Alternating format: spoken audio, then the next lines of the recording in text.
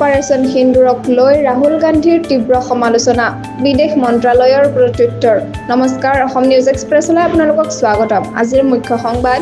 ৰাহুল গান্ধীয়ে পুনৰ এবাৰ লক্ষ্য কৰিছে ভাৰতৰ বিদেশ মন্ত্ৰী এছ জয়শংকৰলৈ অপাৰেশ্যন সিন্দুৰৰ সময়ত প্ৰাক্তন আমেৰিকান ৰাষ্ট্ৰপতি ডনাল্ড ট্ৰাম্পক ভাৰত আৰু পাকিস্তানৰ মাজত মধ্যস্থতা কৰিবলৈ কোনে নিমন্ত্ৰণ জনাইছিল এই প্ৰশ্ন তুলিছে ৰাহুল গান্ধীয়ে এক্স অৰ্থাৎ টুইটাৰত ভিডিঅ' শ্বেয়াৰৰ জৰিয়তে কৈছে যে ভাৰতৰ বৈদেশিক নীতিত কি আজি গোজ খাই পৰিছে পাকিস্তানক নিন্দা কৰিবলৈ কোনেও আমাৰ সমৰ্থন নকৰিলে কিয় তেওঁ জয়শংকৰৰ জবাবক লৈ কৈছে কিয় তেওঁ অস্পষ্টভাৱে উত্তৰ দিছে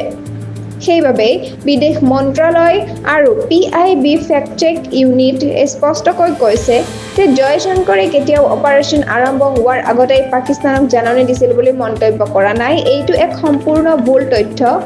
ৰাহুল গান্ধীয়ে লগতে দাবী কৰিছে যে অপাৰেশ্যন সিন্দুৰৰ সময়ত ভাৰতীয় বিমান হেৰুওৱা ঘটনাৰ তথ্য গোপন কৰা হৈছে তেওঁ কৈছে